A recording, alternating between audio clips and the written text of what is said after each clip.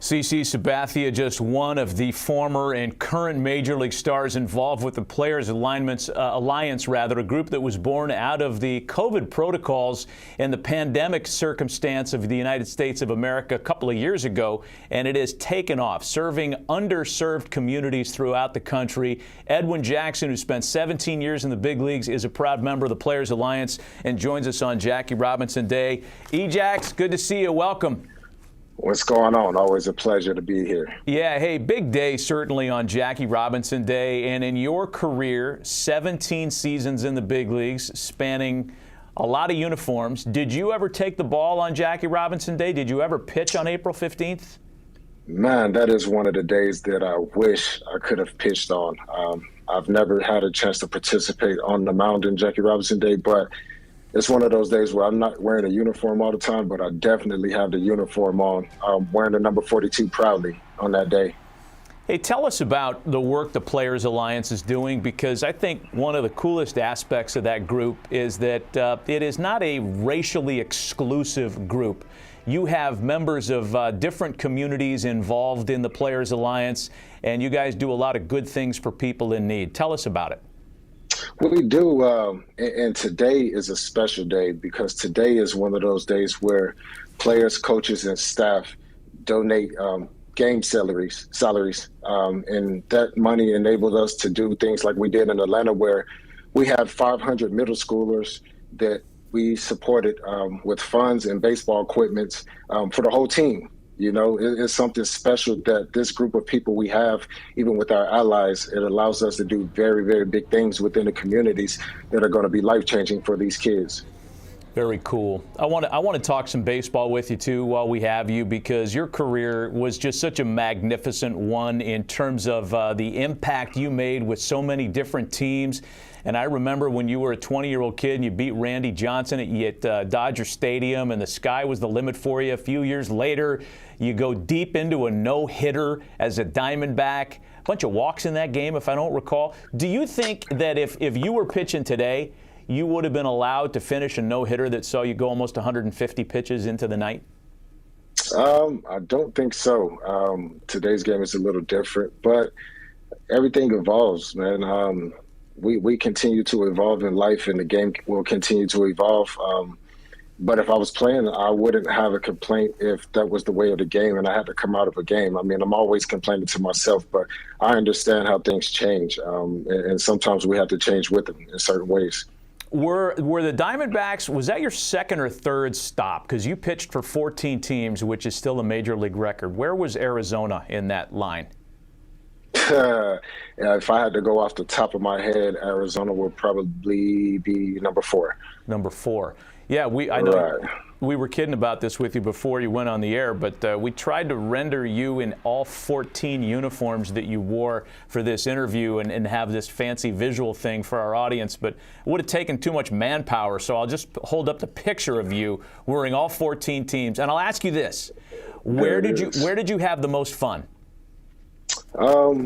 That's a tough question, man, because honestly, I had fun in all of them. I would say the best learning experience came from Tampa Bay because we were all young. It was a very young team, and everybody was kind of gelling together.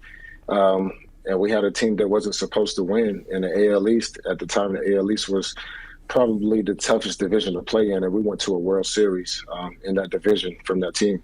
Yeah. How about the Olympic experience? I want to know if do you have your silver medal someplace where people can see it? Do you ever wear it to the grocery store? What do you do with an Olympic medal? I have it. It's at home, sitting on my safe as keepsake. Cool. I know that you were a young guy when you started your major league career, and we know from your bio and from your story, you were born in Germany, military family. Folks moved you around a lot, and so as life wears on for you, you've moved your family a lot for baseball reasons. How have your kids and your family handled the, picking up and putting down new residences all over the country? Oh, man, my wife has been super supportive of my career. I definitely have to tip my hat to everything she's done. And my kids have been some troopers as well. Us being military brats, she served in the Air Force, and I was a military brat. We're used to moving. We're used to living out of a suitcase. But I can't say that a lot of the stuff would have been done without her by my side helping me along the way. So they definitely been some troopers throughout my career, and I'm definitely blessed and thankful to have them. Yeah, way to go with that one, man. Hey, let me ask you a little bit of new pitching stuff here, because we ask guys like you who pitched for a long time about these innovations to the craft, and I want to get your take on it. The pitch clock coming next year, is it necessary, or do you think it's a little too much? We're going to find out. I don't have the secret answer. Time will tell. Okay. How about pitch comm? This technology that would allow you to talk to your catcher instead of the old-fashioned signs and communication. Not sure. I'm not familiar with it. We're going to see a lot of the things that are being implemented. I feel like it's going to be kind of trial and error. Yeah. Last one, the shift. Did you ever give up a base hit, turn around, and say, come on, there's supposed to be two guys over there. What's everybody standing on the other side for? Where are you on eliminating the shift? I think for some people it makes sense to shift them, but a lot of extra people are going to have hits that wouldn't have had hits if it weren't for a shift. Got it. One prediction for the 2022 season from Edwin Jackson. MVP, Cy Young, World Series winner. Give me one prediction before we let you go. Man, I played on too many different teams. I predict that one of the teams that I played for will win the World Series. Nicely done.